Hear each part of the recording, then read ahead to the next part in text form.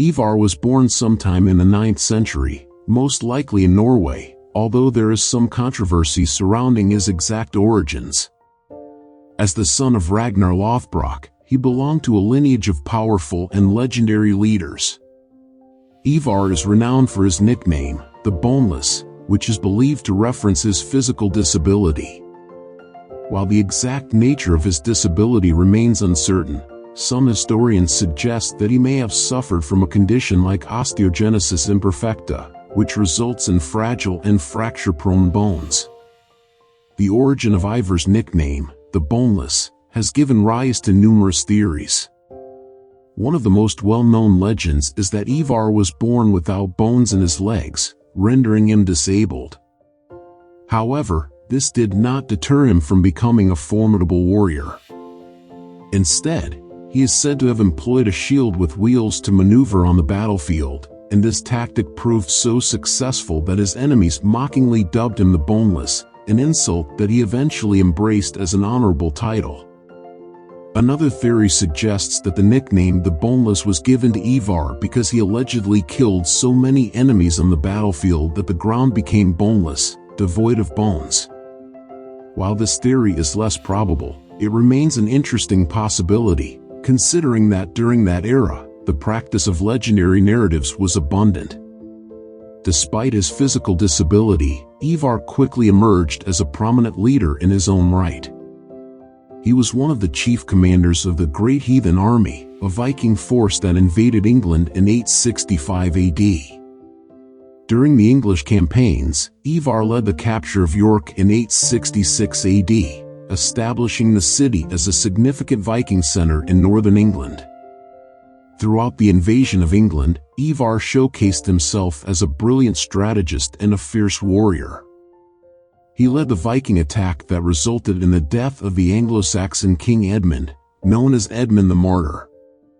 After this event, Ivar and his brothers controlled a considerable portion of England, establishing the Danelaw Kingdom.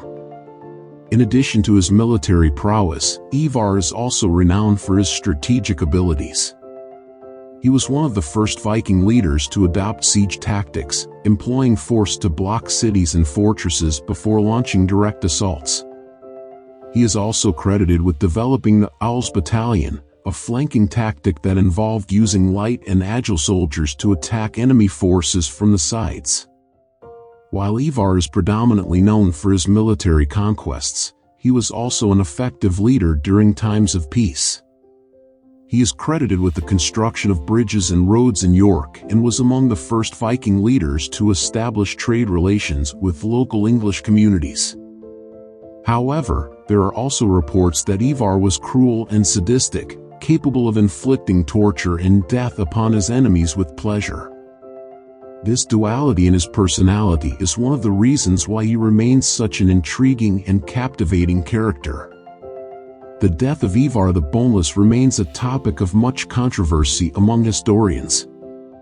Although there are several theories about how he died, no definitive explanation exists. One historical source that mentions Ivar's death is the Anglo-Saxon Chronicle.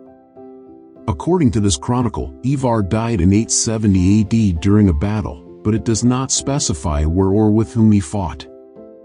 Regarding theories, one of the most widely accepted ones suggests that he was killed in battle against the East Saxons in England.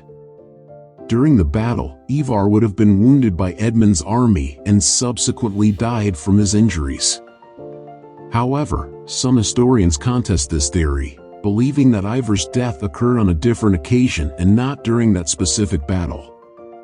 Another theory contends that Ivar did not die in battle but from natural causes.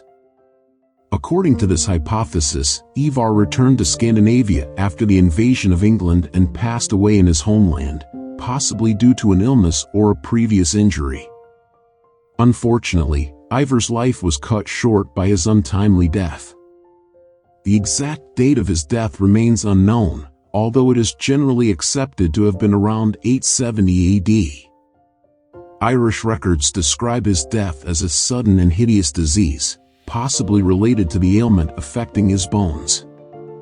The only information available comes from a book called Annals of Ireland, which includes the following quote: "The Norwegian king died of a sudden and hideous disease."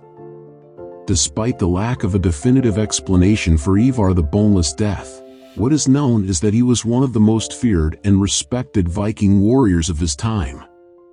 His legacy lives on in the stories and legends of the Vikings, and his courage and prowess as a warrior are still celebrated.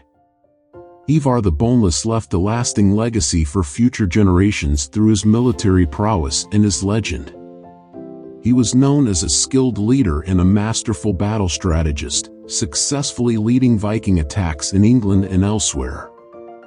His legacy of leadership and military prowess was passed down to later generations of Viking warriors, who studied his tactics and battle techniques. Furthermore, the legend of Ivar the Boneless became an essential part of Viking popular culture and is still told to this day. According to the legend, Ivar was called the Boneless because his bones were so flexible that he could contort himself to fit into tight spaces, much like a serpent. This ability made him even more feared among his enemies. The legend of Ivar also inspired numerous works of art, including paintings, sculptures, and literature. He has been portrayed in many literary works, including Norse sagas and the Anglo-Saxon Chronicle. The legend of Ivar has also been incorporated into many modern works of fiction, such as historical novels and films. In summary, Ivar the Boneless left a lasting legacy of military skill, leadership, and legend that continues to inspire and captivate people to this day.